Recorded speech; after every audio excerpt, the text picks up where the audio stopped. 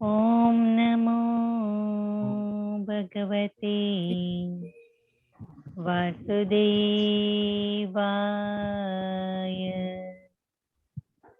मंगलाचरण।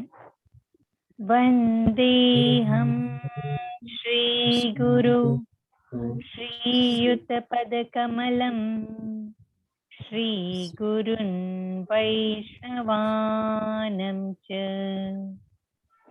श्रीरूपं साग्रजातं सहगण रघुनाथन्वितं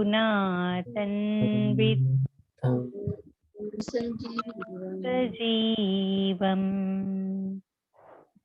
साद्वैतं सावधूतं परिजनसहितं कृष्णचैतन्यदेवम् श्रीराधा कृष्णपादान् सहगणललिता श्री विशाखान्विता च। नमो विष्णुपदाय कृष्णपृष्ठाय भूतले श्रीमते भक्तिवेदान्त स्वामिन् इति नामिने। नमस्ते सरस्वती देवी गौरवाणी प्रचारिणी निर्विशेषा शून्यवादी पाश्चात्य देशतारिणी। जय कृष्ण चैतन्य प्रभु नित्यानंद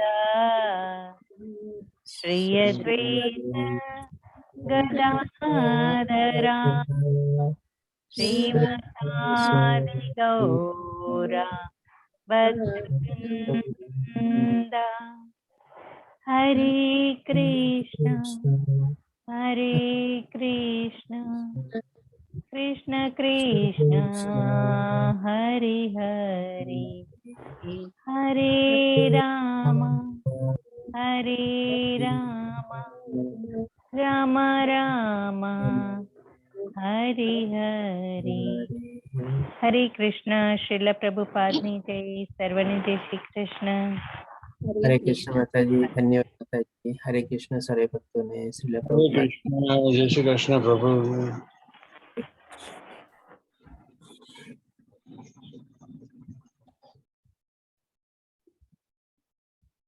બધાને મ્યુટ કરી દો છો, પોતપોતાને મ્યુટ રાખજો।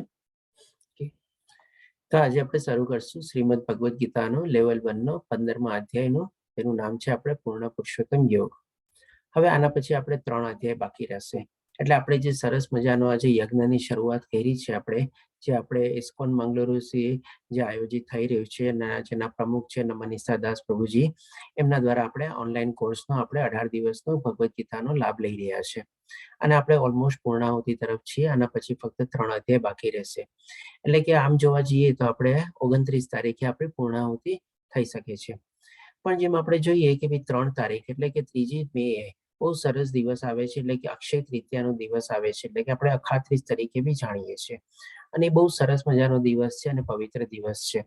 તો પ્રભુ આપણે નમાની સદાસ પ્રભુજીની આપણે એક વિનંતી હતી અને એમની ઈચ્છા પણ હતી કે આપણે આ પૂર્ણાહુતિ આપણે 3 તારીખ સુધી કરીએ તો સરસ મજાને આપણે ઓરસી શકે।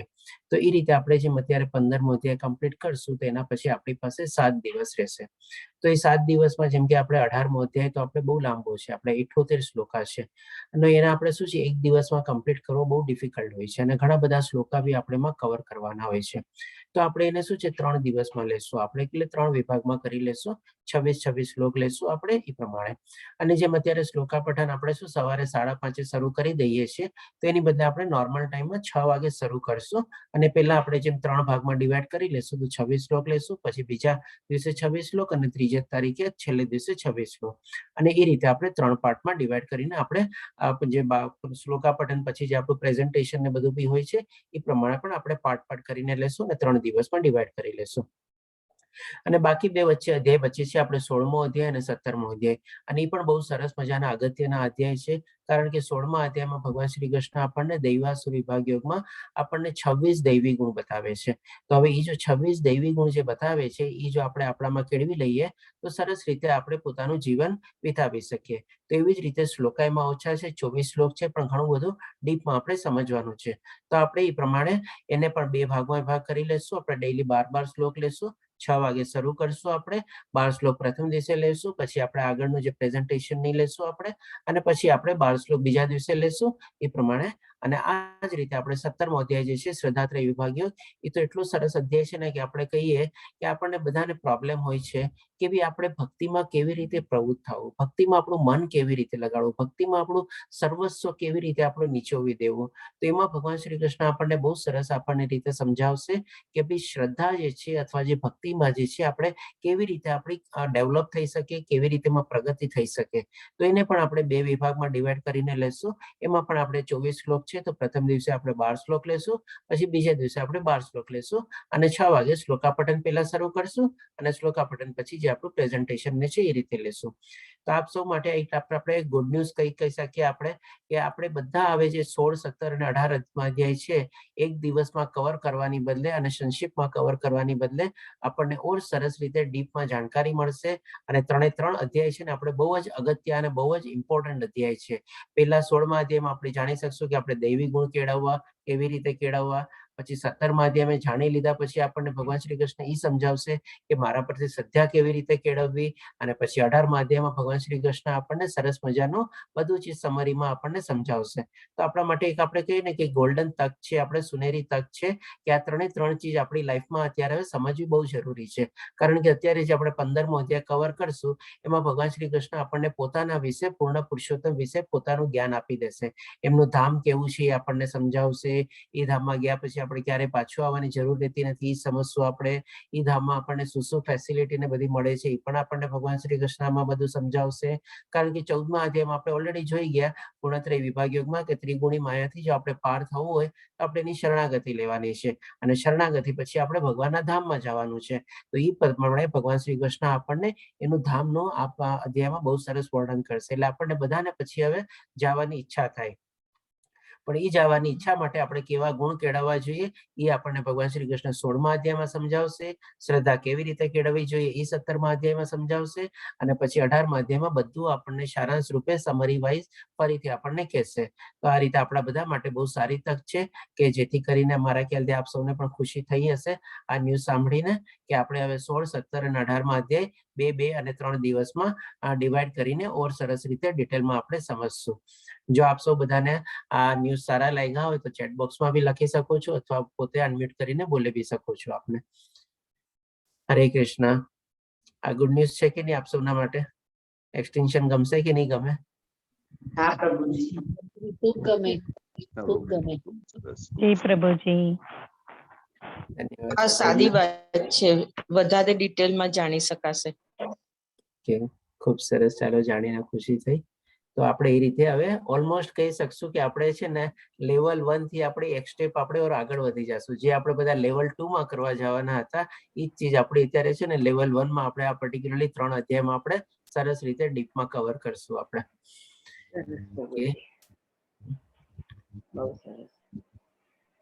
ચાલો તો એ પ્રમાણે હવે આપણે આગળ વધીએ. આજે જે પ્રમાણે ભગવાન શ્રી કૃષ્ણ આપણને 15મો અધ્યાય સમજાવશે, એના ધામ વિશે આપણને જાણકારી આપશે, ત્યાં આપણને શું શું આપણને બધી સગવડ મળશે એ બધું બી સમજાવશે. તો સૌ પ્રથમ પહેલા શ્લોકમાં ભગવાન શ્રી કૃષ્ણ કહે છે, આ અધ્યાય ભગવાન શ્રી કૃષ્ણ સામેથી કહે છે, નહીં કે કોઈ અર્જુનના પ્રશ્ન દ્વારા. પૂર્ણ પુરુષોત્તમ પરમેશ્વર બોલ્યા, એમ કહેવાય છે કે એક શાશ્વત અશ્વત્થ વૃક્ષ છે જેના મૂળ ઉપરની તરફ અને શાખાઓ નીચેની તરફ છે, અને તેના પાંદડા વેદ મંત્રો છે. જે મનુષ્ય આ વૃક્ષને જાણે છે તે વેદોનો જ્ઞાતા છે. એટલે કે અહીંયા ભગવાન શ્રી કૃષ્ણ આપણને એવું એક વૃક્ષની કલ્પના કરવાની કહે છે કે જે આપણે ભૌતિક જગતમાં આપણને જોવા મળે નહીં. કારણ કે આપણે આ દિવ્ય વૃક્ષ તરીકે આપણે જાણી શકીએ. એ શું છે, નોર્મલી ભૌતિક દુનિયામાં બધા વૃક્ષના મૂળિયા નીચે હોય, એના ડાળિયા અને બધા જે છે આપણે વૃક્ષ શાખા ને બધી ઉપરની તરફ ઉગે, પછી એમાં પાંદડા નહીં આવે ને પછી બીજ આવે ને ફળ આવે ને બધું આવે એ પ્રમાણે. પણ આમાં ભગવાન શ્રી કૃષ્ણ જે પ્રમાણે કહે છે કે એક કહેવાય છે, એટલા માટે એમ નથી કહેતા ભગવાન શ્રી કૃષ્ણ કે છે, પણ કહેવાય છે એમ કે છે. એટલે કે આપણે ઇમેજિન કરવાનું છે, આપણે એવો આભાસ કરવાનો છે કે ભાઈ જે શાશ્વત વૃક્ષ છે જેના મૂળ ઉપરની તરફ છે અને શાખાઓ એટલે બધા ડાળીઓ પાંદડા અને બધા જે છે નીચેની તરફ ઉગે છે. અને જેના પાંદડા બધા છે ભગવાન શ્રી કૃષ્ણ કે છે વેદ મંત્રો છે. આપણે જાણીએ છીએ કે ભાઈ આપણા જે શાસ્ત્રો છે જેમાં વેદ, ઉપનિષદ, 4 વેદો છે, 108 ઉપનિષદ છે, 18 પુરાણ છે, મહાભારત પર્વ છે, રામાયણ પર્વ છે, પ્લસ કેટલા બધા સંહિતા છે, બ્રહ્મ સંહિતા ની બધા, આ બધામાં ઘણા બધા અઢળક શ્લોકો છે. આપણે કહીએ ને કે ભાઈ 1, 2, 5 હજાર શ્લોક નથી. આપણે ભગવદ્ ગીતામાં જો 700 શ્લોક હોય તો આ બધામાં તો હજારોથી પણ વધારે આપણે લાખોની સંખ્યામાં આ વેદ મંત્રો ને બધા છે આપણે. તો એવી જ રીતે શું છે કે ભાઈ આપણે એક ઝાડ હોય, સરસ મજાનું વિકસેલું ઝાડ હોય, તેમાં કેટલા બધા પાંદડા હોય, આપણે પાંદડાને ગણી બી ન શકીએ. તેવી જ રીતે આ બધા ભગવાન શ્રી કૃષ્ણ કે છે આ જે બધા પાંદડા છે એ વેદ મંત્રો તરીકે છે. એટલે કે આપણે એને ગણી ન શકીએ એટલા બધા આપણા શ્લોકો ને બધું છે. આપણે ઘણી વાર તો આપણે વેદો જોયા જ ના હોઈએ, જોઈએ તો પછી આપણે ગણી શકીએ ને. એટલે એ પ્રમાણે ભગવાન શ્રી કૃષ્ણ અહીંયા વર્ણવે છે. અને પછી કે છે કે આ મનુષ્ય આ વૃક્ષ, જે મનુષ્ય આ વૃક્ષને જાણી લે છે તે વેદોનો જ્ઞાતા થઈ જાય છે. એટલે કે જો આપણે આ વૃક્ષને પણ ખાલી સમજી લઈએ તો પણ આપણે એઝ ગુડ એઝ ભગવાન શ્રી કૃષ્ણ કહે છે કે વેદોને બધું આપણે વાંચવાની કે બધું સમજવાની જરૂર નથી, પણ આપણે એનો જ્ઞાતા એ પ્રમાણે થઈ જઈએ. એટલે કે આપણને ભગવાન શ્રી કૃષ્ણ એક શોર્ટકટ અહીંયા આપે છે. કારણ કે વેદો અને એના બધા મંત્રોને બધાને આપણે સમજવા, એને આપણે ઉચ્ચારણ કરીને આપણે એના ઉતારવા, ધ્યાનમાં યાદ રાખવા કેટલું કઠિન છે. આજે જેમ કે અત્યારે સવારના પૂરમાં આપણે હર્ષા માતાજી કહેતા હતા કે ભાઈ આપણે 108 શ્લોકા છે જે આપણે ઇસ્કોન લોકોએ રેકમેન્ડ કરેલા છે. આખા ભગવદ્ ગીતામાંથી 700 માંથી જો 108 શ્લોક બી આપણે સરસ રીતે યાદ રાખીએ ને તો પણ બહુ સારું કાર્ય કહેવાય. અને એના માટે જેમ આપણે દીપ્તિ માતાજીને જે આપણને શ્લોકા પઠન કરે છે સવારે, અને સાથે સાથે આપણે ભક્તિ વૃક્ષા અને બધા ક્લાસીસ છે એમાં શ્લોકા પઠન શીખવાડે બી છે. અને એવી જ રીતે એમને એક લિસ્ટ ને બધું બી મોકલાવેલું હતું. જો આવી રીતે આપણે 108 શ્લોક બી જો યાદ રાખી લઈએ તો બી ઘણું થઈ જાય આપણા માટે. તો પછી આ બધા વેદ મંત્રોની તો આપણા માટે, કારણ કે બહુ અઘરું છે સાંભળવું અને સમજવું ને બધું જોવું. અને આવા બધા વેદો આપણને આજની તારીખમાં એવા સરસ રીતે ઉપલબ્ધ બી નથી કે જે આપણને મિનિંગ નહીં સમજાવે. તો આ રીતે ભગવાન શ્રી કૃષ્ણ એક શોર્ટકટ આપણને અહીંયા કહે છે. હવે પછી જે ભગવાન શ્રી કૃષ્ણ આપણને જે વૃક્ષ કલ્પવાનું કહે છે કે ભાઈ આપણે જો માની લો અહીંયા ઉભા હોઈએ, એક આપણે કોઈ શું કે નદી કિનારો હોય કે કોઈ તળાવનો કિનારો હોય અને ત્યાં એક વૃક્ષ હોય. હવે વૃક્ષને કિનારે આપણે ઉભા હોઈએ તો આપણે જો માની લો પાણી ચોખ્ખું હોય તો એનું પ્રતિબિંબ છે ને એમાં પડે. આપણે કે ભાઈ આપણે જયારે પ્રતિબિંબ પડે ત્યારે આપણે જોઈ શકીએ કે ભાઈ વૃક્ષના છે ને આપણને મૂળિયા ઉપર દેખાય અને ડાળીઓ ને પાંદડા અને બધું જે છે આપણને નીચેની તરફ દેખાય. તો આ રીતે જે આપણને ભગવાન શ્રી કૃષ્ણ કલ્પવાનું કહે છે આપણે આવી રીતે કલ્પી શકીએ. તો અહીંયા પણ એક પ્રમાણે પિક્ચર છે. આપણે જેમ કે અહીંયા કિનારે ઉભા હોઈએ તો આ પ્રમાણે આપણે વૃક્ષને આપણને જો પાણી સરસ મજાનું ક્લિયર હોય તો એક પ્રતિબિંબ આપણને આવી રીતે દેખાય. અને જેમ ભગવાન શ્રી કૃષ્ણ કહે છે કે એના મૂળિયા ઉપર છે, એટલે કે આપણા બધાના સ્ત્રોત ભગવાન શ્રી કૃષ્ણ પોતે છે અને આપણે ત્યાંથી અહીંયા નીચે આવેલા છીએ, એટલે કે ભૌતિક દુનિયામાં આવેલા છે. એટલે કે આપણે એમ કહી શકીએ કે આપણે ઊંડામાંથી અહીંયા લટકેલા છીએ આપણે બધા. આ રીતે ભગવાન શ્રી કૃષ્ણ સમજાવે છે. અને હવે આપણે જે આ ભૌતિક સાગર છે એટલે કે ભવસાગર જે કહેવાય છે એને આપણે કેવી રીતે આપણે યુઝ કરવાનો છે એ આપણે સમજવાનું છે. આપણે અહીંયા ઊંધા માથે લટકીએ છીએ તો બરાબર છે, પણ જો હવે આ આપણને મનુષ્ય જીવન મળ્યું છે અને એને સારી રીતે આપણે ઉપયોગ કરીએ અને આજે આપણે ભૌતિક દુનિયા જે આપણે જે બધો ભવસાગર છે એ ભવસાગરને પાર કરી અને જે ભગવાન શ્રી કૃષ્ણ કહે છે બધાના મૂળિયા ઉપરની તરફ છે, એટલે કે આપણા બધાના મૂળિયા ઉપર તરફ છે, એટલે કે ભગવાન શ્રી કૃષ્ણ પોતે જ આપણો સ્ત્રોત છે. એટલે કે આપણે આ ભવસાગરને, આપણે આ મનુષ્ય જીવનને આપણે પુલ તરીકે વાપરવાનું છે અને આ ભવસાગરને આપણે પાર કરવાનું છે, તરીને આપણે ઉપરની તરફ એટલે કે આપણા સ્ત્રોત તરફ આપણે ભગવાન શ્રી કૃષ્ણ પાસે જવાનું છે. જે પ્રમાણે આપણી આત્મા વિખૂટી પડેલી છે અને આપણે આંગળી પકડીને આપણે ભગવાનના ઘરે પહોંચાડવાની છે. હવે પછી ભગવાન શ્રી કૃષ્ણ બીજા શ્લોકમાં કહે છે આ વૃક્ષની શાખાઓ નીચેની અને ઉપરની તરફ વિસ્તરે છે. એટલે કે શું છે, આ વૃક્ષ એવું છે જેમાં ભગવાન શ્રી કૃષ્ણે કીધું મૂળિયા તો ઉપરની તરફ છે, બરાબર છે, પણ જે શાખાઓ છે બધા નીચેની અને ઉપરની તરફ વિસ્તરે છે. આનો મતલબ એવી રીતે છે કે જ્યારે આપણને મનુષ્ય જીવન મળ્યું છે, જો આપણે એને સરસ રીતે ઉપયોગ કરીએ અને એ રીતે આપણે સરસ રીતે સદગતિ કરીએ તો આપણે ઉચ્ચતર લોકમાં જઈ શકીએ છીએ. એટલા માટે એટલે કે ઉપરની તરફ વિસ્તરે છે. પણ જો આપણે આ મનુષ્ય જીવનને સરસ રીતે ઉપયોગ ન કરીએ અને એવી જ રીતે જો તમો ગુણમાં એમાં જીવતા રહીએ આપણે, તો પછી ભગવાન શ્રી કૃષ્ણ જેમ આપણને ગયા અધ્યાયમાં સમજાવ્યું, પશુ યોનિમાં આપણો જન્મ થાય, એટલે કે આપણે નીચેની તરફ, એટલે આપણે પોતાને આપણે ડાઉનગ્રેડ કર્યા કહેવાય. આ રીતે ભગવાન શ્રી કૃષ્ણ આપણને સમજાવે છે. ભૌતિક પ્રકૃતિના 3 પ્રકારના ગુણો દ્વારા તે પોષણ પામે છે. જેમાં કોઈ પણ એક વૃક્ષ હોય એને પોષણ માટે શું હોય, સૂર્યનો પ્રકાશ જોતો હોય, પાણી જોતું હોય, બધા ખનિજ જોતા હોય, બધા જમીનમાંથી પોતે ખેંચે મૂળિયા દ્વારા. તો આ રીતે જે ભૌતિક પ્રકૃતિમાં અત્યારે જે ત્રિગુણી માયા જે છે, એ ત્રિગુણી માયા જે છે આપણે આખી દુનિયાનું પોષણ કરે છે, એવી રીતે ભગવાન શ્રી કૃષ્ણ સમજાવે છે આપણને.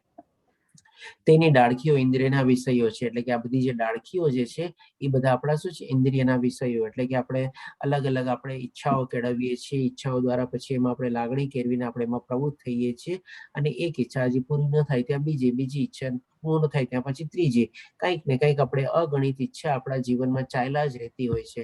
એટલે કે જેમ આપણે વાંદરો હોય ને, એક ડાળીમાંથી બીજી ડાળી, બીજી ડાળીમાંથી ત્રીજી ડાળી, એવી રીતે આપણે એમાંથી કૂદકા જ મારતા રહીએ છીએ. ક્યારેક ઉપરની ડાળી તો પકડીએ, ક્યારેક નીચેની ડાળીએ જઈએ, અને એવી રીતે આ જે ભૌતિક દુનિયા જે છે આપણે એમાં ને એમાં જ આપણે કૂદકા મારતા રહીએ છીએ આપણે. પછી ભગવાન શ્રી કૃષ્ણ કહે છે આ વૃક્ષના મૂળ નીચે પણ જાય છે, એટલે કે ભાઈ આપણો અધોગતિ પણ એ પ્રમાણે છે, અને તે માનવ સમાજના સકામ કર્મોથી બંધાયેલા છે. એટલે કે જ્યારે જે ડાળિયા અને જે મૂળિયા જે નીચેની તરફ જાય છે, એના માટે ભગવાન શ્રી કૃષ્ણ આપણને શું કહે છે, અને તે માનવ સમાજના સકામ કર્મોથી, એટલે કે આપણે જે કાંઈ પણ જેવી ઈચ્છાઓ બધી કેળવીએ છીએ, જેવા ગુણોમાં આપણે જીવીએ છીએ, એ પ્રમાણે આપણે સદગતિ થાય અથવા તો દુર્ગતિ થાય. આ રીતે ભગવાન શ્રી કૃષ્ણ આપણને સમજાવે છે. હવે પછી ત્રીજા અને ચોથા શ્લોકમાં કહે છે કે આ વૃક્ષના વાસ્તવિક સ્વરૂપની અનુભૂતિ આ જગતમાં કરી શકાતી નથી. ડેફિનેટલી ભગવાન શ્રી કૃષ્ણ પહેલા શ્લોકમાં જ કહી દીધું છે કે એમ કહેવાય છે, એટલે કે એકચ્યુઅલમાં નથી, એટલે કે આપણે અનુભવી બી ન શકીએ આપણે. પરંતુ કોઈ પણ ભગવાન શ્રી કૃષ્ણ આગળ કહે છે કોઈ પણ એ સમજી શકતું નથી કે આનો આદિ ક્યાં છે, અંત ક્યાં છે, અને આધાર ક્યાં છે. હવે આ જે પ્રમાણે આપણે ભૌતિક દુનિયા છે અનાદિકાળથી ચાલી આવે છે, અને અનાદિકાળથી એનું પોષણ બી બધું થયેલું રહે છે આપણે ત્રિગુણી માયા દ્વારા. તો હવે જ્યારે આપણે આ દુનિયામાં આવ્યા છે, તો આપણે કેવી રીતે જાણી શકીએ કે આનું મૂળ ક્યાં છે, અથવા આદિ ક્યાં છે, અથવા અંત ક્યાં છે? કારણ કે આ તો શું કન્ટિન્યુઅસલી વિસ્તૃત થતું જ રહે છે, અને કન્ટિન્યુઅસલી ચેન્જ થતું જ રહે છે. આપણે એના મૂળિયા તરફ આપણે પકડી ન શકીએ આપણે. એટલે કે આ રીતે ભગવાન શ્રી કૃષ્ણ આપણને જે કાલ્પનિક વૃક્ષ કરવાનું કહે છે, એના બારામાં આપણને સમજાવે છે. અને સાથે સાથે હવે કહે છે કે પરંતુ મનુષ્ય આ સુદૃઢ મૂળવાળા, એટલે કે એના મૂળિયા એટલા બધા મજબૂત છે, કારણ કે અનાદિકાળથી ચાલ્યા આવે છે. કોઈ પણ વૃક્ષ હોય, તમે જોજો ઘણા વર્ષોથી હોય, તો એના મૂળિયા એકચ્યુઅલી ક્યાં છે પોતે આપણને ખબર ન પડે. આજની તારીખમાં કોકો બોટાનિકલ ગાર્ડનમાં એવા બધા મોટા મોટા વૃક્ષો છે જે ઘણા વર્ષોથી છે, 100, 200, 500 વર્ષથી વૃક્ષ છે, તો એના મૂળિયા ક્યાં છે કદાચ કોઈને ખબર નથી, અને ક્યારેક ક્યારેક તો એના મૂળિયા ગોતવા ઉપર ઇનામ બી લાગેલું હોય છે. આ રીતે ભગવાન શ્રી કૃષ્ણ કહે છે, એટલે કે એના મૂળિયા બહુ મજબૂત છે. વૃક્ષને વિરક્તિના શસ્ત્રો વડે નિશ્ચયપૂર્વક કાપી નાખવું જોઈએ.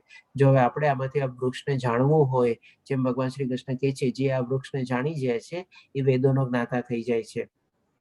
તો એનો એક જ ઉપાય છે કે ભાઈ આપણે આ વૃક્ષને આપણે વિરક્તિના શસ્ત્રો વડે, એટલે કે આપણે અનાસક્તિ કેળવવાની છે, અથવા જે ભૌતિક દુનિયાના જે બધા આપણે ઈચ્છાઓમાં ડૂબેલા હોઈએ છીએ, આપણે એ ઈચ્છાઓ આપણે ઓછી કરીને આપણે આપણું જે મનને મજબૂત બનાવીને, એને શસ્ત્ર બનાવીને આપણે આ વૃક્ષને આપણે કાપી નાખવાનું છે. અને કાપીને પછી કરવાનું શું છે, તો કે એના માટે ભગવાન શ્રી કૃષ્ણ કહે છે ત્યાર પછી તેણે એવા સ્થાનની શોધ કરવી જોઈએ કે જ્યાં ગયા પછી પાછા આવવાનું રહેશે નહીં, અને ત્યાં તેણે પૂર્ણ પુરુષોત્તમ પરમેશ્વરનું શરણ લેવું જોઈએ કે જેમનાથી અનાદિકાળથી દરેક વસ્તુનો આરંભ થાય છે, તેમજ વિસ્તાર પણ થાય છે.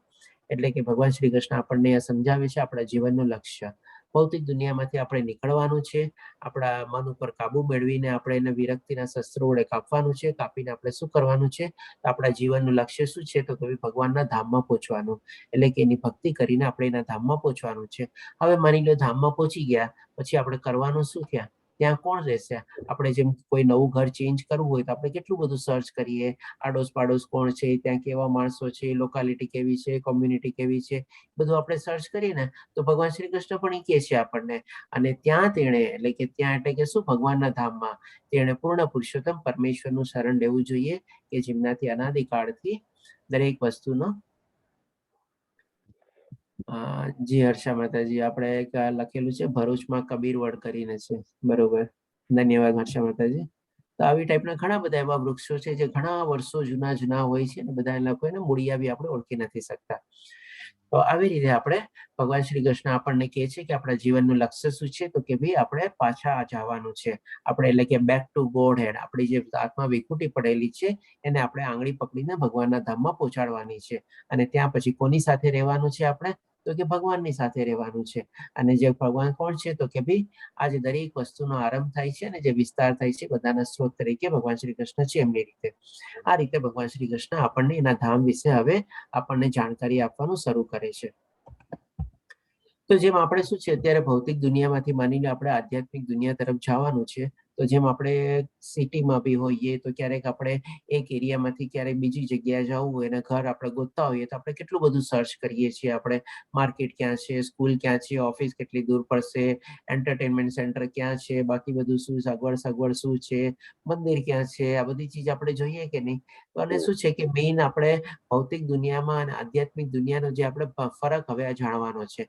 કારણ કે હવે આપણે શું છે, આ ભૌતિક દુનિયા છોડીને આપણે એવા સરસ મજાના ભગવાનના ધામમાં પહોંચવાનું છે. તો ત્યાં આપણને શું શું ફેસિલિટી ને બધું મળશે એ પણ આપણે શોર્ટમાં અત્યારે જોઈ લઈએ. સૌ પ્રથમ શું છે, આધ્યાત્મિક વિશ્વ એ કાયમી છે.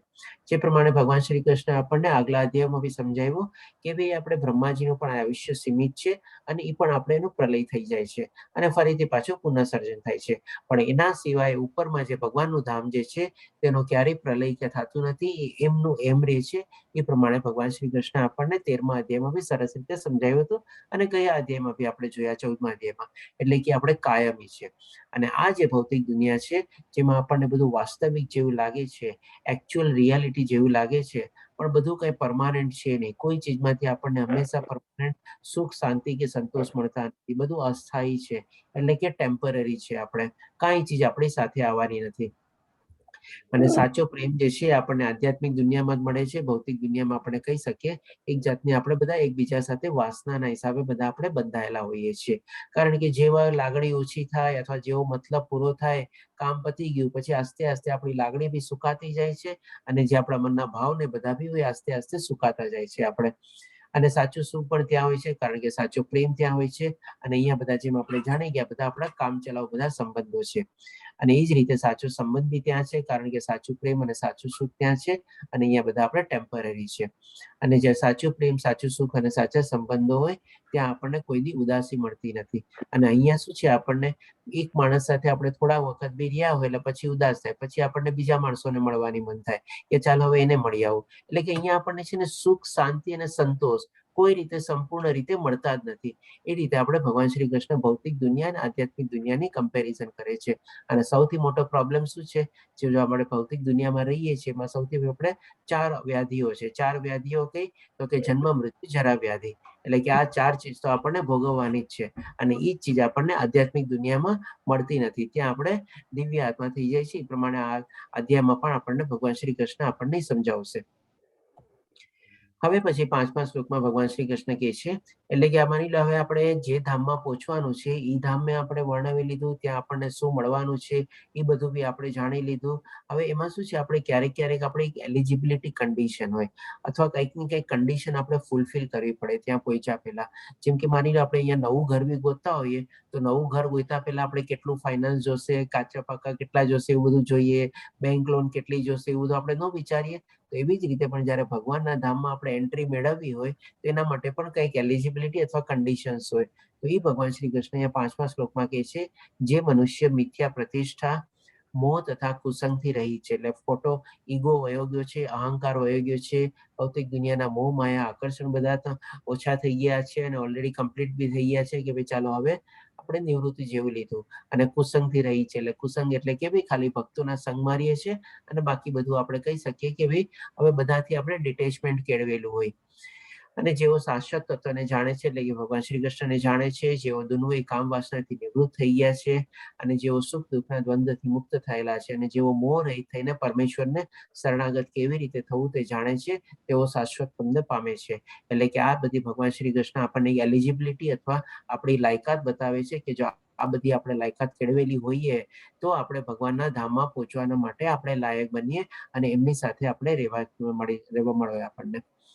હવે પછી ભગવાન શ્રી કૃષ્ણ 6ઠ્ઠા શ્લોકમાં કહે છે કે મારું તે ધામ ન તો સૂર્ય કે ચંદ્ર દ્વારા પ્રકાશિત થાય છે અને ન તો અગ્નિ કે વીજળી દ્વારા. એટલે કે ભગવાન શ્રી કૃષ્ણ અહીંયા શું કહે છે કે ભગવાનનું જે ધામ જે છે એમાં ન તો સૂર્ય કે ચંદ્રનો પ્રકાશિત થાય છે, તો પછી ત્યાં રોશની કેવી રીતે આવે છે?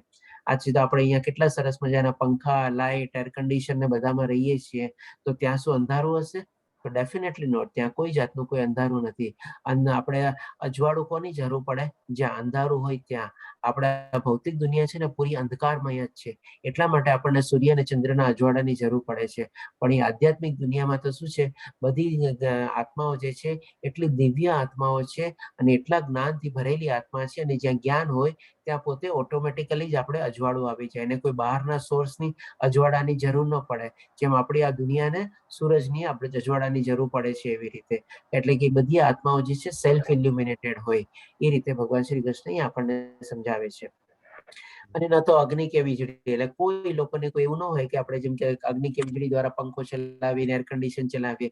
બધી દિવ્ય આત્મા એટલા સરસ વાતાવરણમાં સત્ય ચિત્ત આનંદમાં રહેતી હોય ને કે આ બધી ચીજની એને કાંઈ જરૂરત ન હોય આપણે, કારણ કે ભગવાન શ્રી કૃષ્ણ મળી ગયા, એનાથી વધારે ઉપર શું જોવે એને.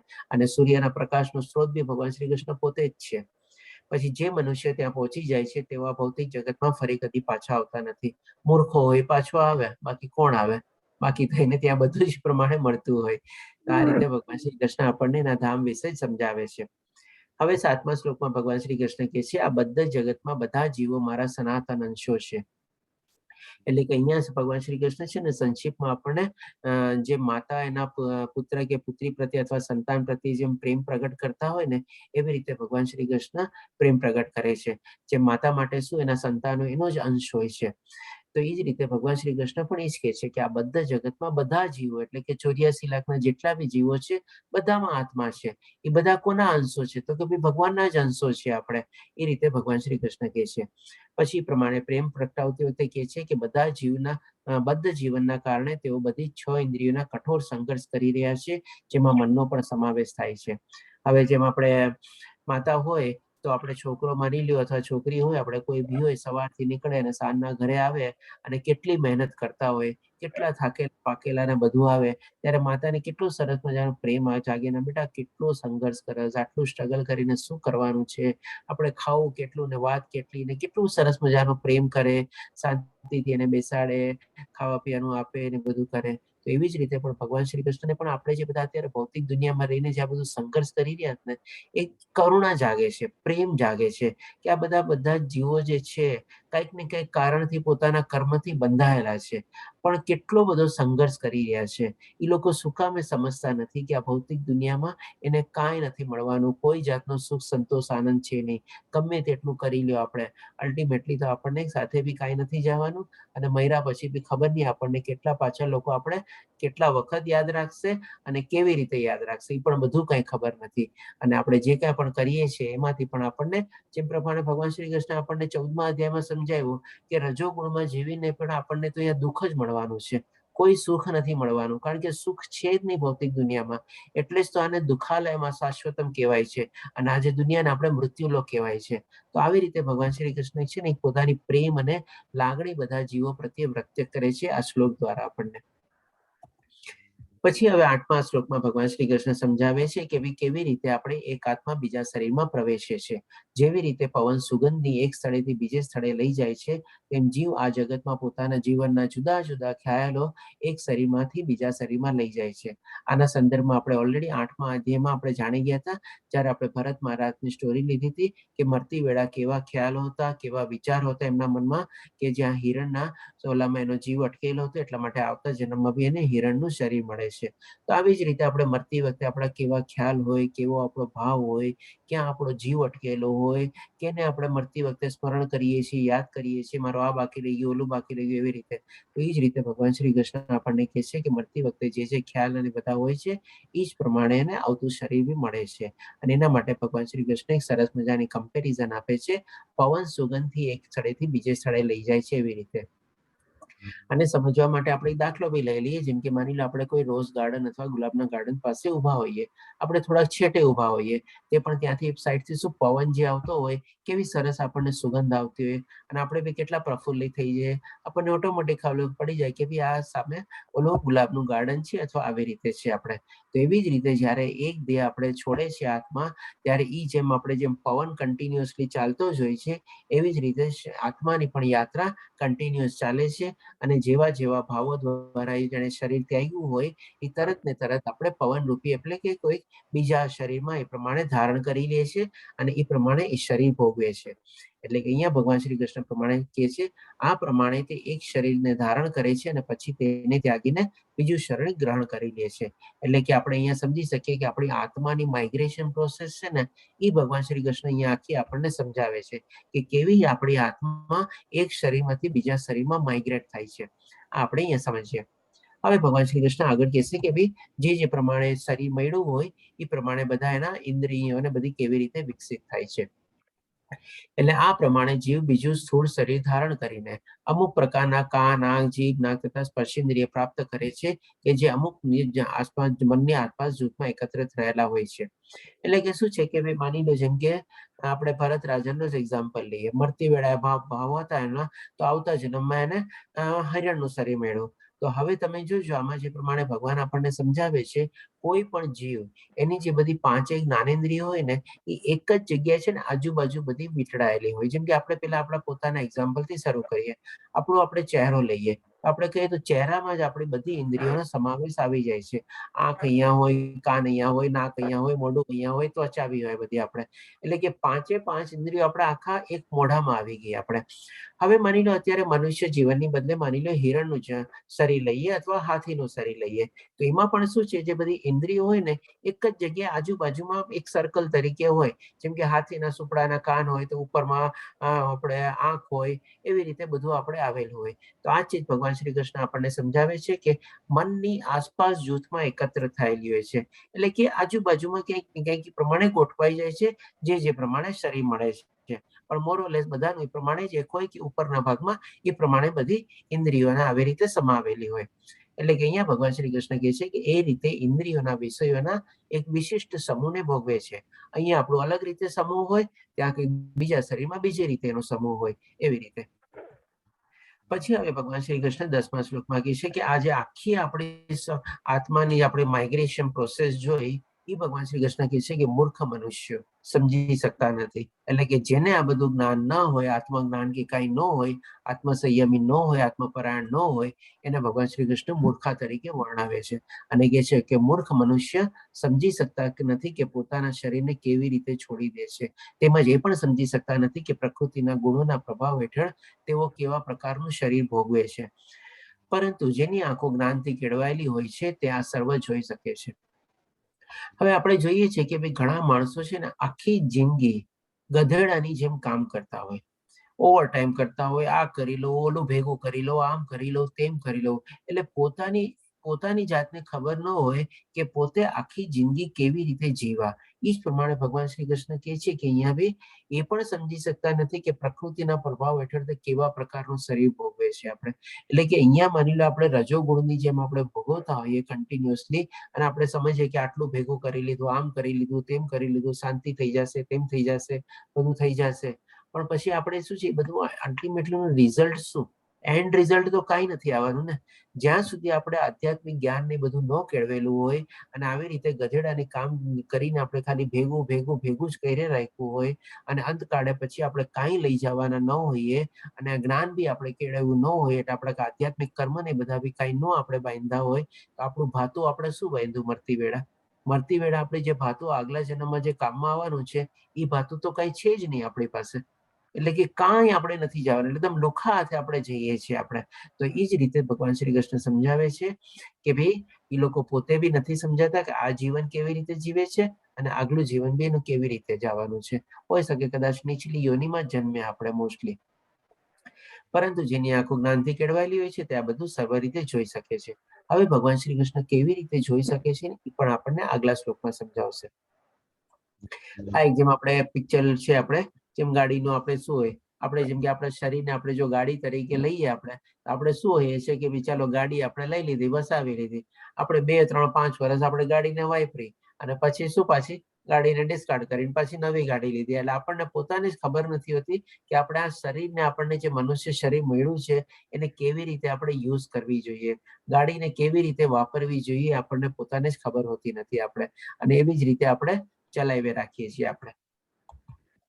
હવે ભગવાન શ્રી કૃષ્ણ આપણને સમજાવશે કે જે લોકો જ્ઞાનમાં હોય છે એ લોકો કેવી રીતે પોતાનું જીવન જીવે છે અને કેવી રીતે આ બધી ચીજ એ લોકો જાણી શકે છે.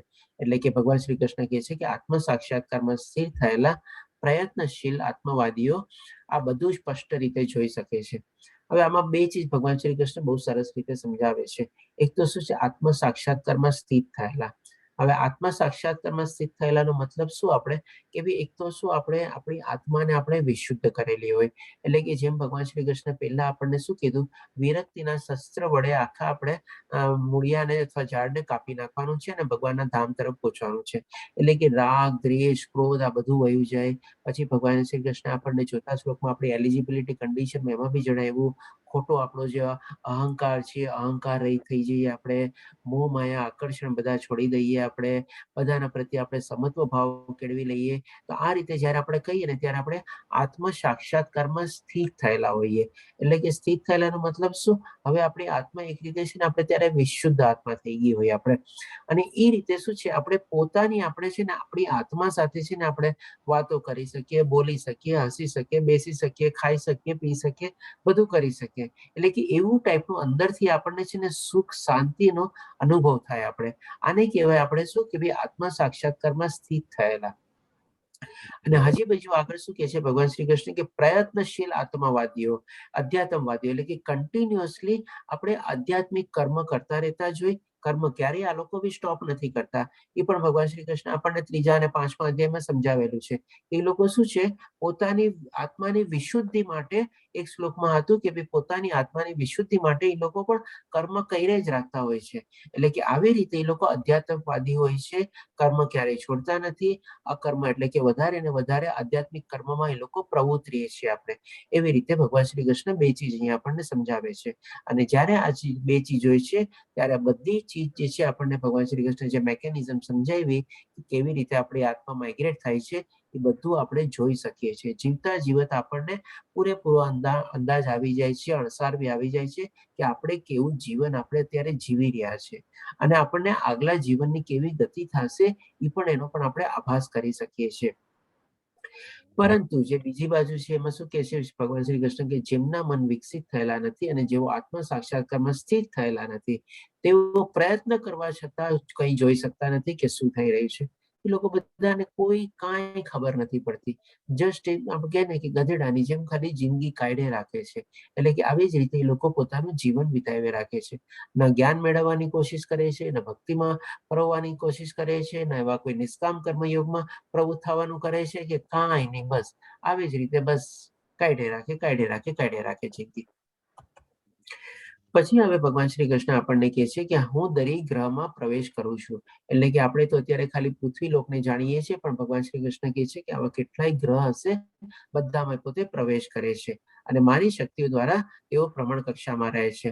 એટલે કે ભગવાન શ્રી કૃષ્ણની જે આપણે અંતરંગ શક્તિ છે, અંતરંગ શક્તિ દ્વારા આપણે જાણી શકીએ છીએ કે આપણે આકાશમાં, અત્યારે આપણે બ્રહ્માંડમાં કેટલા બધા ગ્રહો, નક્ષત્રો, તારામંડળ, ગેલેક્સી ને બધું જે છે આપણે, એ બધું જે છે આપણે, જેમ આપણે પૃથ્વી છે કન્ટિન્યુઅસલી એની ધરી ઉપર ચાલ્યા જ કરે છે આપણે. તો આ બધું જે ભ્રમણ કક્ષામાં કોણ રાખે છે? આજે તો કોઈ એવું તો નથી કે ચાલો પૃથ્વીનો ગોળો ગયો, આકાશમાં રાખ્યો, એમાં ચાવી મારી અથવા ચાર્જર કઈ ઘુમાવ્યું અને એ પ્રમાણે પૃથ્વી ગોળ ગોળ ઘૂમે રાખે છે. કોણ રાખે છે આ બધું? આજે આપણે પૃથ્વીની આપણે જો 1 કિલોમીટર સ્પીડ ઘટી જાય, જે સ્પીડથી ઘૂમે છે, તો પણ કેટલો બધો પતન થઈ જાય. અથવા તો માની લો ક્યાંય કે આપણે ધીમી પડી જાય, અથવા તો એની એક્સિસ જે છે અથવા જે ધરી ઉપર ઘૂમે છે એમાં પણ 1 ડિગ્રીનો આમ તેમ ક્યાંક આવી જાય તો કેટલું બધું આપણે ધનોત્પન્ન થઈ શકે આપણે. તો એ બધું કોણ રાખે છે? એને ભ્રમણ કક્ષામાં. તો ભગવાન શ્રી કૃષ્ણ કહે છે કે મારી શક્તિ દ્વારા જ ભ્રમણ કક્ષામાં રહે છે. પછી કહે છે કે હું ચંદ્ર થઈને હું સગળી વનસ્પતિઓને જીવન રસ પ્રદાન કરું છું. હવે આ ચીજ આપણે અત્યારે ડિટેલમાં નહીં લઈ શકીએ, પણ ડેફિનેટલી જો આપણે કોઈને એવું ઇન્ટરેસ્ટ હોય, જેમ કે આપણે ઓર્ગેનિક ફાર્મિંગ ને બધું હોય છે, અથવા તો કોઈ એવી રીતે, જેમ ઓર્ગેનિક ફાર્મિંગ નો મેઇન કન્સેપ્ટ છે કે વિધાઉટ ઇન્સેક્ટિસાઇડ, પેસ્ટિસાઇડ, પણ એમાં આ બધું ચીજ બી આવી જાય છે કે એ લોકો સાયન્ટિફિકલી આપણે ચંદ્રનું આપણે જે પ્રકાશ હોય એના પ્રકાશની અથવા ઈ લાઇટની કેટલી ઇન્ટેન્સિટી, કેટલા વખત સુધી એ બધી વનસ્પતિઓ અને ફળો ઉપર પડે છે કે જેથી કરીને અંદરમાં એવા બધા અલગ અલગ સ્વાદ અને મીઠાશ ને બધું આવે છે. અને એવી રીતે એ લોકો બધી વનસ્પતિઓ અને ફળોનું આપણે ઉત્પાદન બી કરે છે. ઘણી બધી એવી બધી કંપનીઓને બધું બી છે આપણે આ રીતે હોય છે. આપણે ખાલી સૂરજને જાણીએ છીએ કે ભાઈ જેમ કે સૂરજ દ્વારા ફોટોસિન્થેસિસ ની બધી પ્રોસેસ થાય છે, પણ અહીંયા તો ભગવાન શ્રી કૃષ્ણ આપણને એ પણ કહે છે કે ભાઈ ચંદ્ર થઈને પણ સઘળી વનસ્પતિઓને જીવન રસ પ્રદાન કરું છું. તો આ રીતે ડેફિનેટલી મૂનલાઇટની પણ આપણે ઇફેક્ટ હોય છે. અને હજી પણ આપણે ડીપલી જાણવું હોય, જેમ કે મૂનલાઇટ આપણે જેમ કે સાગરમાં આપણે શું છે હાઈ ટાઈડ અને લો ટાઈડ હોય છે, તો એ પણ બધું જે ચંદ્ર જે છે એની જે મુવમેન્ટ ને બધું હોય છે એનાથી બધું લિંકઅપ થયેલું હોય છે. એટલે કે આ પણ એના ઉપર બી અસર પડે છે બધી આપણે. આવી રીતે ભગવાન શ્રી કૃષ્ણ આપણને 13મા શ્લોકમાં સમજાવે છે. હવે ભગવાન શ્રી કૃષ્ણ આપણને બીજી ચીજ અહીંયા સમજાવશે કે ભાઈ હું છું જીવ માત્રના શરીરમાં જઠરા અગ્નિ વૈશ્વનાથ તરીકે છું. આપણે સૌ જાણીએ છીએ કે આપણા ઇન્ટેસ્ટાઇનમાં એટલે કે આપણા આંતરડામાં એક જઠરાગ્નિ એને કહેવાય છે. એટલે કે જઠરની અંદર જે અગ્નિ હોય છે ને જઠરાગ્નિ કહેવાય. અને એક આપણું ટાઈપનું હાઇડ્રોક્લોરિક એસિડ હોય છે. અને જે એસિડનો જે બેઝિક નેચર છે કન્ટિન્યુઅસલી જ્વલનશીલ હોય, તો એને કન્ટિન્યુઅસલી જ્વલનશીલ તરીકે રાખવા માટે ભગવાન શ્રી કૃષ્ણ શું કહે છે? હું જ શ્વાસ પ્રશ્વાસમાં રહીને 4 પ્રકારનું અન્નનું પાચન કરું છું. એટલે કે સૌ પ્રથમ તો આપણે જે અંદરમાં હાઇડ્રોક્લોરિક એસિડ અથવા તો જે જઠરાગ્નિ એ જલતું કેવી રીતે રહે છે? તો કે એને ઓક્સિજનને કેવી રીતે મળે છે? આપણે જે શ્વાસ પ્રશ્વાસ લઈએ છીએ એના દ્વારા એ જે અગ્નિ જે છે એ કદી બુઝાતી નથી, કન્ટિન્યુઅસલી જ્વલનશીલ રહે છે. અને પછી હવે માની લો એનું ફંક્શન શું છે એ આપણને ભગવાન શ્રી સમજાવે છે. આપણે શું છે નોર્મલી 4 પ્રકારે આપણા ખોરાક લેતા હોઈએ છીએ. એક આપણે દાંતની નીચે ચબાવીને ખાઈએ આપણે, બીજું આપણે ચગડીને ખાઈએ, ચાટીને ખાઈએ, અને એક આપણે ગળીને ખાઈએ. આવી રીતે આપણે 4 રીતે આપણે અન્ન પાચન કરીએ છીએ. અને અંદર આપણે પાચન એટલે અંદર ગયા પછી એનું પાચન પ્રક્રિયા કોણ કરાવે છે? તો ભગવાન શ્રી કૃષ્ણ કહે છે અન્નનું પાચન કરાવું છું. એટલે કે એ રીતે ભગવાન શ્રી કૃષ્ણ દ્વારા જ આપણી આખી ડાયજેસ્ટિવ સિસ્ટમ ને બધું ચાલે છે. આપણે આમ ભગવાન શ્રી કૃષ્ણ આપણને સંક્ષિપ્તમાં કહે છે. હવે ભગવાન શ્રી કૃષ્ણ આપણને 15મા શ્લોકમાં કહે છે હું દરેક જીવના હૃદયમાં રહેલું છું અને મારાથી સ્ફૂર્તિ, જ્ઞાન તથા વિસ્મૃતિ આવેલી છે. એટલે કે આગલા શ્લોકમાં ભગવાન શ્રી કૃષ્ણ આપણને એક જાતની કહીએ ને આપણે રેસ્પિરેટરી સિસ્ટમ સમજાવી, શ્વાસ પ્રશ્વાસ પ્રક્રિયા સમજાવી, ડાયજેશન સિસ્ટમ સમજાવી, આપણને એક્સક્રીશન સિસ્ટમ સમજાવી, બધું સમજાવ્યું. હવે અહીંયા ભગવાન શ્રી કૃષ્ણ આપણને એક ટાઈપનું આપણે કહી શકીએ કે આપણી જે નર્વસ સિસ્ટમ છે ને એ પણ અહીંયા સમજાવે છે કે બધાના હૃદયમાં રહેલો છું. એટલે કે આપણે જેમ હાર્ટમાં ને બધું જે બધી સર્ક્યુલેશન સિસ્ટમ ને બધું ચાલે છે ને ભગવાન શ્રી કૃષ્ણ દ્વારા જ ચાલે છે આપણે. અને હજી આપણને શું કહે છે? મારાથી સ્ફૂર્તિ, જ્ઞાન અને વિસ્મૃતિ આવે છે. આપણે નર્વસ સિસ્ટમનું મેઇન કામ શું હોય છે? કે ભાઈ બધું યાદ રાખવું, મેમોરી કરવી, અને પછી આપણે એને સંગ્રહ કરવું આપણે, અને જરૂર પડે ત્યારે આપણે પછી રિકલેક્ટ કરીને યાદ કરીને આપણે એ પ્રમાણે યુઝ કરવો. તો ભગવાન શ્રી કૃષ્ણ એ જ કહે છે કે મારાથી જ આ બધું સ્મૃતિ, જ્ઞાન અને વિસ્મૃતિ એટલે કે ભૂલવાનું પણ ભગવાન શ્રી કૃષ્ણના દ્વારા જ બધું થાય છે આપણે. અને પછી કે છે સર્વ વેદો દ્વારા જાણવા યોગ્ય હું જ છું. આપણે બધા વેદોને બધાને વાંચીએ અથવા જાણવાની કોશિશ શું કામ કરીએ? ભગવાન શ્રી કૃષ્ણ દ્વારા જ્ઞાન મેળવવા માટે. એટલે કે નિસંદેહ હું જ વેદોનો સંકલન કરતા છું અને સર્વ વેદોનો જ્ઞાતા પણ જ છું. જો જ્ઞાતા હોય તો સંકલન કરતા હોય, એ તો કેવી રીતે હોઈ શકે? એટલે કે અહીંયા ભગવાન શ્રી કૃષ્ણ આપણને સંક્ષિપ્તમાં કહે છે કે ભાઈ બધા વેદોનો વિષય પણ હું જ છું. એટલે કે આપણે એનો સબ્જેક્ટ મેટર શું? ભગવાન શ્રી કૃષ્ણ માટે જાણવાની કોશિશ કરીએ. એ જ્ઞાન મેળવીને આપણું લક્ષ્ય શું? તો કે ભગવાન શ્રી કૃષ્ણની પ્રાપ્તિ. એટલે કે જ્ઞાન પણ હું જ છું. એટલે કે જ્ઞાન એટલે કે વેદો પણ ભગવાન શ્રી કૃષ્ણ પોતે છે, એના વિષય પણ ભગવાન શ્રી કૃષ્ણ પોતે છે, અને એને જાણીને એનું લક્ષ્ય શું છે? તો કે એ પણ ભગવાન શ્રી કૃષ્ણ પોતે છે. કારણ કે એની પાસે આપણે પહોંચવાની આપણી અંતિમ લક્ષ્ય હોય છે. આ રીતે ભગવાન શ્રી કૃષ્ણ આપણને સમજાવે છે. હવે ભગવાન શ્રી કૃષ્ણ આપણે પરમાત્માની ડેફિનેશન તરફ જાય છે અને હવે આપણને કહેશે કે કેવી રીતે આપણે જે અધ્યાયનું નામ છે પુરુષોત્તમ યોગ એ આપણે સમજશું. પછી અહીંયા આપણે કહે છે કે જીવના બે પ્રકાર છે, એટલે કે આપણે આત્માના અહીંયા બે પ્રકાર. આ એક નવી ચીજ ભગવાન શ્રી કૃષ્ણ આપણને અહીંયા વર્ણવે છે, ચ્યુત અને અચ્યુત. એટલે કે આપણે કહી શકીએ આને પેરિશેબલ અને નોન પેરિશેબલ એવી રીતે. અને ભૌતિક જગતમાં પ્રત્યેક જીવ એટલે કે ચ્યુત એટલે કે પતનશીલ અથવા તો પેરિશેબલ તરીકે આપણે લઈ શકીએ હોય છે, અને આધ્યાત્મિક જગતમાં પ્રત્યેક જીવ અચ્યુત હોય છે. હવે અહીંયા આપ કહેશો કે ભાઈ આત્માનું તો ક્યારેય પતન થતું નથી, તો પણ અહીંયા કેવી રીતે પતનશીલ લઈ ગયું? તો હવે આ ચીજ આપણે સમજી લઈએ. એક ટાઈપનું આપણે પેરિશેબલ તરીકે યુઝ કરવાનું છે. જેમ આપણે ભગવાન શ્રી કૃષ્ણ શું કીધું, હવામાં જેમ આપણે પવન ચાલે છે એવી રીતે આત્મા એક શરીર છોડીને બીજા શરીરમાં પ્રવેશે છે. એટલે એ રીતે આપણે સમજીએ અહીંયા કે ભાઈ ચ્યુત અને અચ્યુતનો મિનિંગ. કે ભાઈ માની લો આપણે એક આત્માના શરીરના અંદર આત્મા છે. હવે એ આત્માએ માની લો એવા કઈ તમો ગુણ કે કંઈક કર્યા, અને એ આત્મા પછી આપણે કોઈ નિષ્ક્રિય યોનિમાં એની જવાની ગતિ આપણે મોરલેસ ડિસાઇડ થઈ ગઈ હોય જ્યારે એ શરીર મનુષ્ય શરીર છોડે ત્યારે. તો જે પ્રમાણે ભગવાન શ્રી કૃષ્ણે કીધું, જેમ પવન ચાલતો હોય તેમને એ આત્મા શરીર છોડી અને ત્યારે પછી કોઈ બીજા શરીરમાં વહી ગઈ. જેમાં આપણે ભરત મહારાજનું એક્ઝામ્પલ લઈએ, મનુષ્ય શરીર છોડીને ત્યારે હિરણના શરીરમાં વહી ગઈ, એટલે કે એ થઈ ગઈ આપણે ચ્યુત આત્મા. હવે ભગવાન શ્રી કૃષ્ણ આપણને શું કહે છે આગળ, કે ભૌતિક જગતમાં પ્રત્યેક જીવ ચ્યુત પતનશીલ હોય છે અને આધ્યાત્મિક જગતમાં પ્રત્યેક જીવ અચ્યુત કહેવાય છે.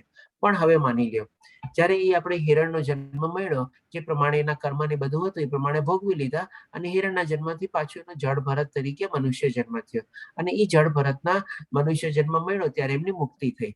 ત્યારે એ જળ ભરતના શરીરમાં જે આત્મા હતી એ આત્મા હવે ક્યાં ગઈ? તો કે ભાઈ ભગવાન શ્રી કૃષ્ણના ધામમાં પહોંચી ગઈ, એટલે કે એને મોક્ષ અને મુક્તિ મળી ગઈ.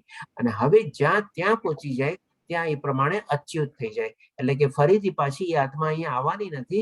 એટલે કે આપણે ભગવાન શ્રી કૃષ્ણ શું કહે છે કે અચ્યુત એટલે કે હવે નોન પેરિશેબલ થઈ ગઈ, અને ત્યાં દિવ્ય આત્મા તરીકે ભગવાન શ્રી કૃષ્ણ સાથે રહેતા હોય અથવા એ પ્રમાણે મુક્તિ થઈ ગઈ હોય, ત્યાં જઈને જે પ્રમાણે ભગવાન શ્રી કૃષ્ણ કહે છે શરણાગતિ લઈને ભક્તિની બધામાં આપણે થયેલા હોય. તો આ રીતે આપણે સમજવાનું છે કે ભાઈ ચ્યુત અને અચ્યુત. અથવા હજી આગલા શ્લોકમાં એક બીજો વર્ડ આવશે, ક્ષર અને અક્ષર. જેમ આપણે શું છે ભગવાન શ્રી કૃષ્ણ ઘણી બધી જગ્યાએ ચલ, અચલ, સ્થાવર, જંગમ એવી રીતે બધા વર્ડ યુઝ કર્યા છે. એનો મિનિંગ શું છે? Moving, non moving, living, non living એવી રીતે. એવી જ રીતે અહીંયા ભગવાન શ્રી કૃષ્ણ આત્મા માટે બી આપણે બે ટાઈપની આવી વર્ડો યુઝ કરે છે કે ભાઈ ચ્યુત, અચ્યુત અને ક્ષર અથવા અક્ષર એવી રીતે. હવે પછી 17મા શ્લોકમાં કહે છે કે આપણે જીવમાં બે પ્રકાર સમજી ગયા, કે જે ચ્યુત આત્મા છે એટલે આપણે જે આ ભૌતિક દુનિયામાં જે પતનશીલ અથવા તો પરિવર્તનશીલ બી કહી શકીએ અથવા પેરિશેબલ બી કહી શકીએ, કે ભાઈ એક રૂપમાંથી બીજા રૂપમાં એનું રૂપાંતર થાય છે શરીર રૂપી આપણે એ થયા. અને જે બીજી આપણે અચ્યુત ભગવાન શ્રી કૃષ્ણ કહે છે એ ભગવાનના ધામમાં પહોંચી જાય છે. એવી રીતે બે પ્રકાર સમજ્યા. હવે ભગવાન શ્રી કૃષ્ણ આપણને કહેશે આ બંને ઉપરાંત, એટલે કે જે પ્રકાર આપણે સમજાય પ્રમાણે એક પરમ પુરુષ પરમાત્મા છે કે જેઓ સાક્ષાત અવિનાશી ભગવાન છે અને જેઓ ત્રણેય લોકમાં તે સર્વનું પાલન કરી રહે છે. એટલે કે અહીંયા ભગવાન શ્રી કૃષ્ણ આપણને પૂર્ણ પુરુષોત્તમ પરમેશ્વરની આપણને અહીંયા ડેફિનેશન આપે છે.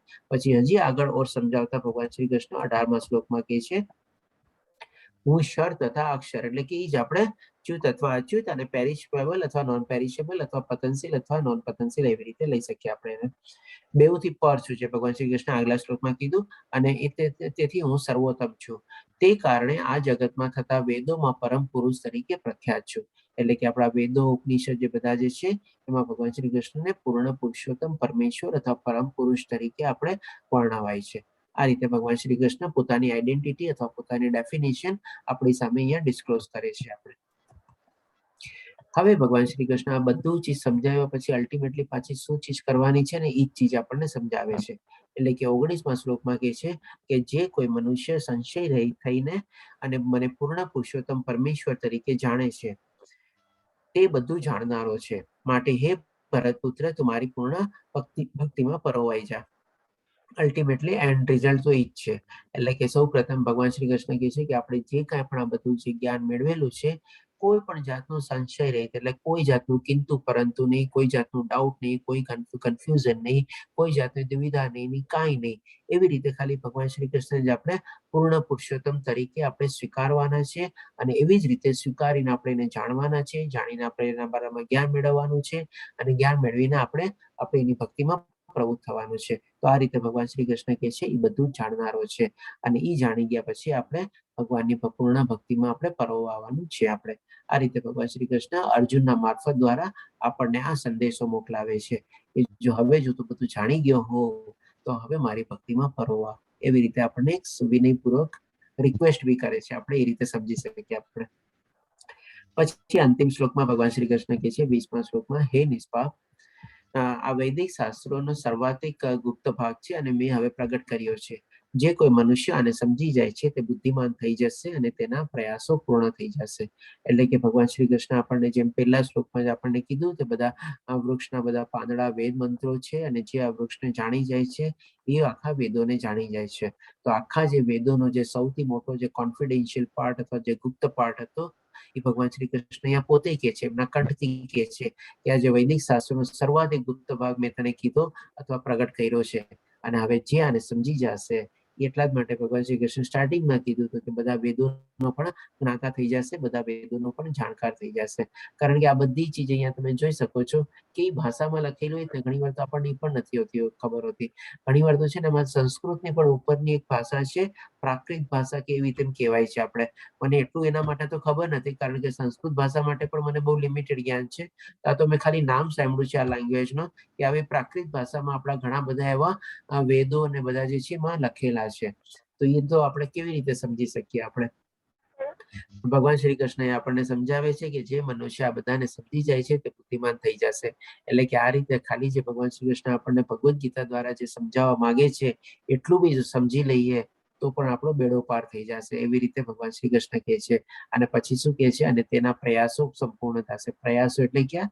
પછી આપણે ભગવાનની ભક્તિમાં જો લાગી ગયા હશું તો આને આપણે જે પ્રમાણે શરણાગતિ લીધી હશે તો ભગવાન શ્રી કૃષ્ણ જો હાથ ઝીલી લે, આપણી શરણાગતિ સ્વીકારી લે તો કદાચ આપણા પ્રયાસો જે બધી આપણે મહેનત કરી હોય એ આપણે લેખે લાગી જાય અને એ રીતે આપણે ભગવાનની ભક્તિમાં આપણે રહીને આપણે ભગવાન ધામ પહોંચી શકીએ અથવા તો આપણે એ રીતે સનાતન ધામ પામી શકીએ. આ રીતે ભગવાન શ્રી કૃષ્ણ આપણને અહીંયા પુરુષોત્તમ યોગમાં સમજાવે છે. તો અહીંયા આપણો 15મો અધ્યાય કમ્પ્લીટ થાય છે. વાંચાકલ્પતરુભ્યશ્ચ કૃપાસિંધુભ્યશ્ચ પતિતાનાં પાવનેભ્યો વૈષ્ણવેભ્યો નમો નમઃ. હરે કૃષ્ણ કૃષ્ણ કૃષ્ણ હરે હરે, હરે રામ રામ રામ હરે હરે. શ્રીલ પ્રભુપાદ કી જય. ચાલો કોઈ પ્રશ્ન હોય તો એ બી લઈ શકીએ છીએ આપણે. અધ્યાય નાનો હતો.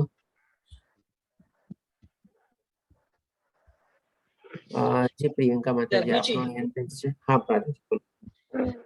મારો પ્રશ્ન એટલે એ થોડોક ઇરિલેવન્ટ છે એટલે હું એવું પૂછવા માંગુ છું કે યસ્ટરડે એ કારણસર હું નથી પાર્ટિસિપેટ કરી શકી. જેનું મેં યુટ્યુબની લિંક ગ્રુપમાં મૂકી છે એ રેકોર્ડિંગ સાંભળેલું છે. તો એ ચાલશે ને? હા હા માતાજી બરાબર છે. એકદમ કોઈ કારણસર નો જોઈન શક્યા એટલા જ માટે આપણે રેકોર્ડિંગની બધાની ફેસિલિટી ઉપલબ્ધ છે. આપણે કરી શકો છો. એમાં શું છે, બે પર્પસ છે. એક તો આપણને કોઈ નો મિસ થઈ ગયું હોય, જેમ કે અમુક કારણસર આપણે મિસ કર્યું તો એ કરી શકો. અને બીજું કારણ એ બી છે કે માની લો ક્લાસ અટેન્ડ કરો તો વધારે સારું રહેશે. પણ ક્લાસમાં જો કોઈ ચીજ ઓછી સમજવામાં આવી અથવા તો કોઈ ચીજ ફરીથી આપણને સમજવી હોય તો આપ રેકોર્ડિંગ એને રેફર કરી શકો છો. હા, રિવિઝન થાય છે. રિવિઝન થાય છે. જી ખૂબ સરસ. જી અરુણ પ્રભુજી આપનો હેન્ડ રેઇઝ છે, પૂછી શકો છો. પ્રભુજી આજના અધ્યાયમાં જેમ આપણે વાત કરી આપણામાં વસેલો છે આપણી જઠરાગ્નિમાં. પ્રભુજી આપનો અવાજ બહુ સ્લો આવે છે, સંભળાતો નથી. હા પ્રભુ, હવે આવે છે અવાજ? બેટર છે.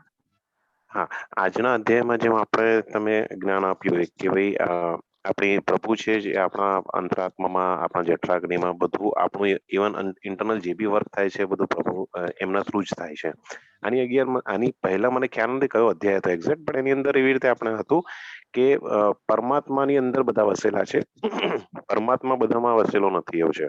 એટલે કોન્ફ્લિક્ટ થોડું આમ મગજમાં છે એમ કે આપણે જેમ કહીએ છીએ કે ભાઈ રામ બધામાં વસેલો છે એને, પણ જ્યાં આગળના અધ્યાયમાં આપણે એવી રીતે ક્યાંક હતું કે ભાઈ હું કોઈનામાં વસેલો નથી પણ બધા મારામાં વસેલા છે. તો એક આ થોડું કન્ફ્યુઝન છે, થોડું દૂર કરશો પ્રભુજી? પ્રભુજી આપનો પ્રશ્ન સારો છે અને જે તમે શ્લોકનો રેફરન્સ આપો છો આપણે ડેફિનેટલી 9મા અધ્યાયમાં 4થો શ્લોક હતો કે ભાઈ બધું ચીજ મારામાં છે પણ હું એમનામાં નથી. અને એ સંદર્ભમાં આપણે સરસ મજાના આપણે એક બે એક્ઝામ્પલ બી લીધેલા હતા જેમ ભગવાન શ્રી કૃષ્ણ સાથે સાથે ચોથો, પાંચમો અને છઠ્ઠો 3 શ્લોકમાં આપણને સમજાવે છે, જે આપણને વિરોધાભાસી લાગી શકે પણ એકચ્યુઅલમાં છે નહીં. અને એના પછીના શ્લોકમાં ભગવાન શ્રી કૃષ્ણ કહે છે, બધાની નજીક બી હું છું અને બધાની દૂર પણ હું છું. એવી રીતે તો આપણે જેમ સમજી લઈએ પહેલા કે ભાઈ બધાની અંદર બધી ચીજ મારામાં રહેલી છે, પણ હું એમનામાં નથી. હવે આના સંદર્ભમાં આપણે એક એક્ઝામ્પલ લઈએ. એક નાનું એક્ઝામ્પલ આપું છું. જેમ કે માની લો આપણે ભગવાન શ્રી કૃષ્ણ શું છે, એનું પોતાનું એક ધામ છે, જે પ્રમાણે અત્યારે સનાતન ધામ ને આપણે બધું જોઈ શકીએ. આપણે હવે સમજી લીધા છે એટલા માટે એક્ઝામ્પલ આપું છું. તો ભગવાન શ્રી કૃષ્ણ તો ત્યાંના ધામમાં બેઠેલા છે આપણે, પણ જે આ ભૌતિક દુનિયાને બધું જે સર્જન કરેલું છે આપણે, જે ત્રિગુણી માયા છે, ભૌતિક દુનિયા છે, બધા જે જીવો છે, એ જે પ્રમાણે ભગવાન શ્રી કૃષ્ણ આપણને સમજાવ્યું 7મા અધ્યાયમાં કે ચર અથવા અચર, ચલ અથવા અચલ, સ્થાવર અથવા જંગમ, આ બધી ચીજોમાં મારો વાસ રહેલો છે અને બધી ચીજ મારા થકી જ ઉત્પન્ન થયેલી છે. એટલે કે હવે એ રીતે આપણે જો સમજીએ તો કે ભાઈ ભગવાન તો ત્યાં બેઠેલા છે, પણ આ બધી ચીજો મારામાં જ આવેલી છે, કારણ કે આ બધી ચીજ મારી જ ઉત્પત્તિ છે. હવે આને છે ને આ એક્ઝામ્પલને આપણે બીજી રીતે બી સમજી લઈએ.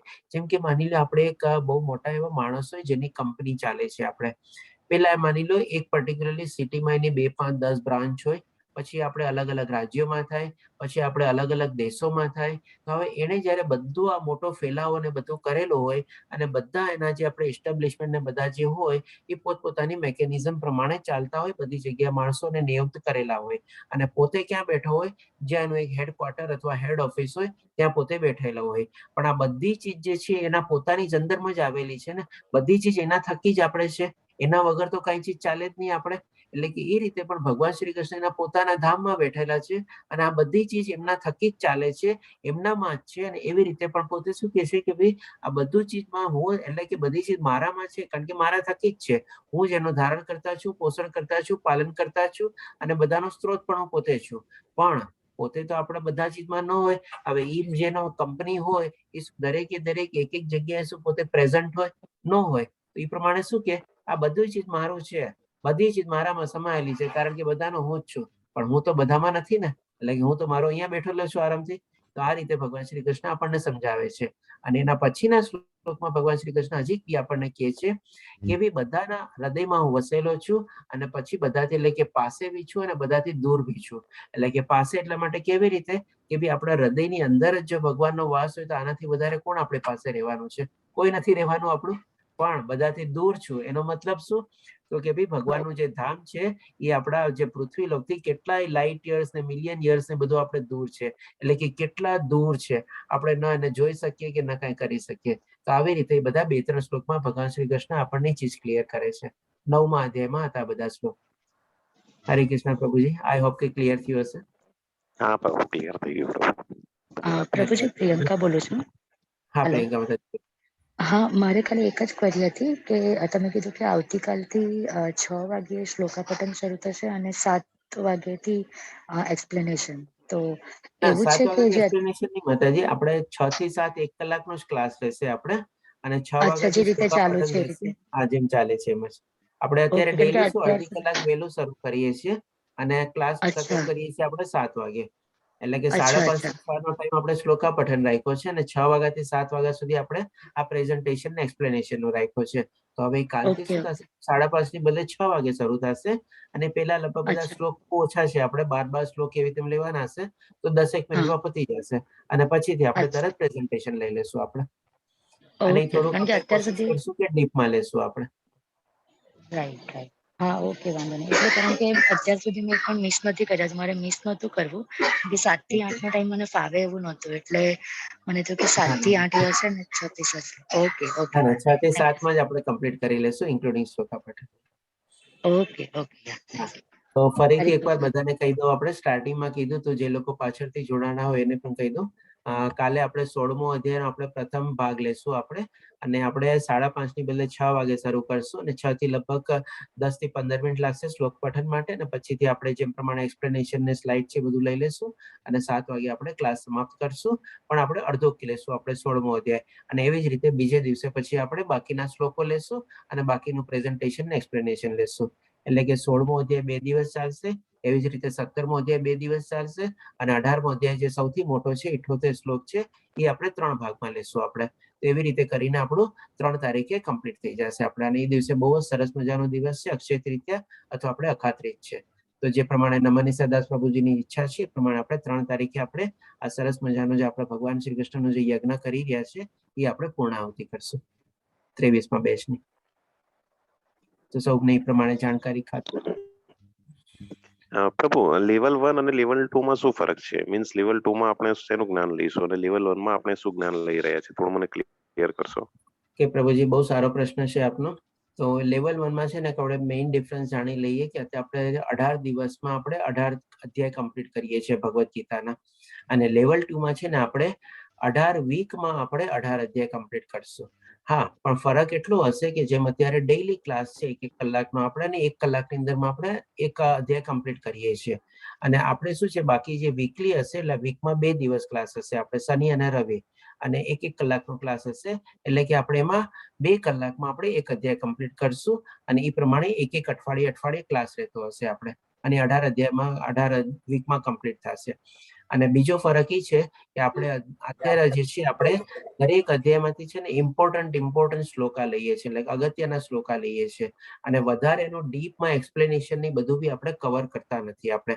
ત્યારે એ ચીજ આપણે લેવલ 2 માં શું છે એક શ્લોક કવર કરશું, એક શ્લોક બી નહીં છોડીએ અને દરેકે દરેક શ્લોકનું આપણે ડીપમાં બી અધ્યયન કરશું આપણે. આ 2 મેઇન ડિફરન્સ છે આપણે લેવલ 1 અને લેવલ 2 માં. ધન્યવાદ પ્રભુજી, સમજી ગયો. બીજા કોઈ પ્રશ્ન? પ્રભુજી 18 દિવસમાં 18 અધ્યાય પૂરા કરવાનું હતું. હવે પરિસ્થિતિ એવી થઈ છે કે હું 2 મે UK જાઉં છું. ઓકે. એટલે ત્યાંનો ટાઈમ ઝોન પ્રમાણે રાતના 1:15 વાગે તો આ હું એટેન્ડ કરી શકું. કે આપણે હવે એવું નક્કી કર્યું કે 16મો 17મો 18મો અધ્યાય અલગ અલગ ભાગમાં પૂરો કરવાનો. એટલે 3જી તારીખે તો બીજી તો હું ફ્લાય કરતો હોઈશ ને બીજી રાતે પહોંચીશ ત્યાં. બરાબર. મને લાગે 4-5 મહિના સુધી આપણો સંપર્ક નહીં થઈ શકે ટાઈમ ઝોન ના હિસાબે. ઓકે. હવે કદાચ એવું બને કે હું સાંજનો જે સેશન છે એટેન્ડ કરી શકીશ કદાચ. બરાબર. પણ આ સમય તો પોસિબલ રાતે 1:15 વાગે. ઓકે. 5:45. એટલે પ્રભુજી આપને મિસ કરશું, અમારા અર્જુન મિસ કરશું. હું પણ બધાને મિસ કરીશ કેમ કે હવે પોસિબલ જ નથી આ સમયે એટેન્ડ કરવાનું. બરાબર, કઈ વાંધો નહીં. ગ્રુપમાં જોડાયેલા રહેજો, મેસેજ ને બધું મોકલજો અને જે પ્રમાણે આપ મોકલતા રહ્યો છો વિડીયો ને બધું મોકલતા રહેજો. થેન્ક યુ, ધન્યવાદ પ્રભુજી. હરે કૃષ્ણ પ્રભુજી, મારું બી એવું છે 2 તારીખે હું નહીં એટેન્ડ કરી શકું. અચ્છા. ઓકે. સવારે ટ્રાવેલિંગમાં છું એટલે કદાચ નહીં એટેન્ડ કરી શકું 2 તારીખે. ઓકે, કઈ વાંધો નહીં, જોઈ લેશું આપણે, પછી છેલ્લે દિવસે આવી જજો. અને હમણાં કોઈ પ્રભુજીએ પ્રશ્ન પૂછ્યો હતો કે પ્રભુએ કીધું કે હું બધામાં છું પણ બધા મારામાં નથી. એનું હું જે સમજ્યો છું એક એક્ઝામ્પલ આપી શકું કે સપોઝ કે એક પિતાના 4 પુત્ર હોય અને દુનિયાના 4 ખૂણામાં હોય, તો એ પિતાના 4 અંશ દુનિયામાં છે પણ જે 4 અંશ દુનિયામાં છે એ પિતાના નથી. બરાબર. એકદમ બરાબર છે, ખૂબ સરસ, ધન્યવાદ. સેમ એક્ઝામ્પલ આપણે આપણા કુરુક્ષેત્ર ધર્મક્ષેત્રનો લઈએ તો જે 100 કૌરવો હતા એ ધૃતરાષ્ટ્રના જ પુત્રો હતા. પણ ધૃતરાષ્ટ્ર તો એના મહેલમાં બેઠો હતો, જેમ ભગવાન એમના ધામમાં બેઠા છે એમ ધૃતરાષ્ટ્ર એના મહેલમાં બેઠો હતો. જ્યારે એના 100 પુત્ર અલગ હતા જે કુરુક્ષેત્રમાં હતા. મતલબ ધૃતરાષ્ટ્રના બધા 100 હતા ખરા, પણ બધા 100 માં ધૃતરાષ્ટ્ર નતું. એકેમાં નહોતા ધૃતરાષ્ટ્ર, 100 માં 100 એકેમાં નહોતા. એટલે આ એક્ઝામ્પલ મારા ખ્યાલથી મારા હિસાબે એક્સપ્લેનેશનમાં મારા સમજમાં પરફેક્ટ બેસે છે કે ભગવાને હું બધામાં છું પણ બધા મારામાં નથી.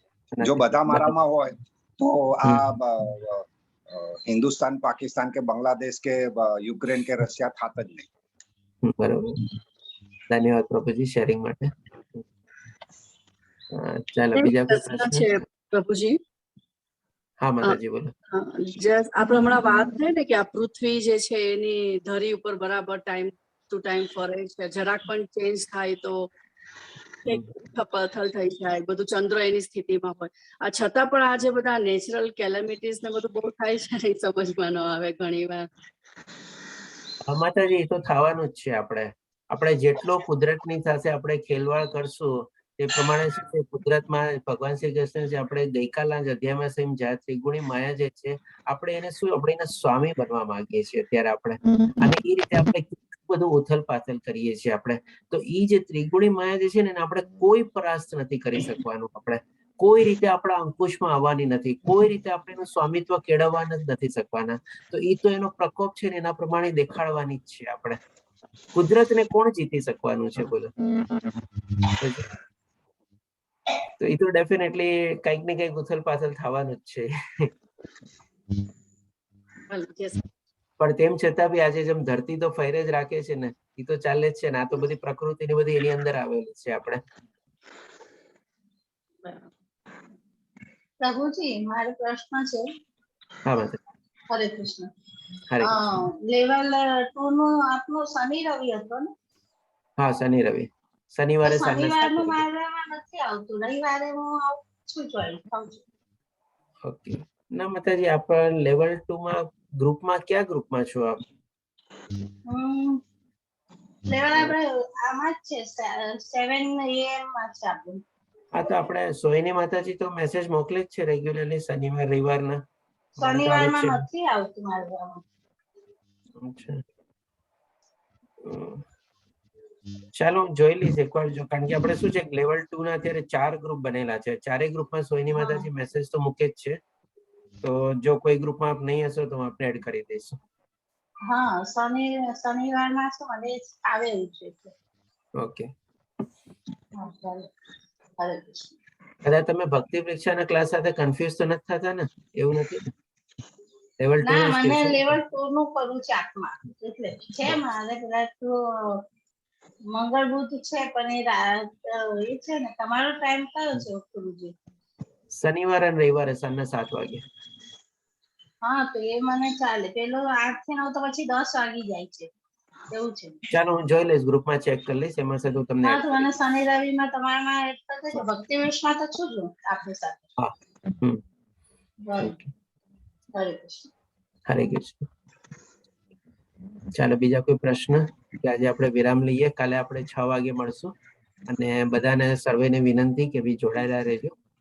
તો આપણે 16, 17 અને 18 અધ્યાય એ પ્રમાણે કમ્પ્લીટ કરશું આપણે 2 અને 3 દિવસમાં. હરે કૃષ્ણ. હરે કૃષ્ણ. જય શ્રી કૃષ્ણ. હરે હરે કૃષ્ણ. હરે કૃષ્ણ.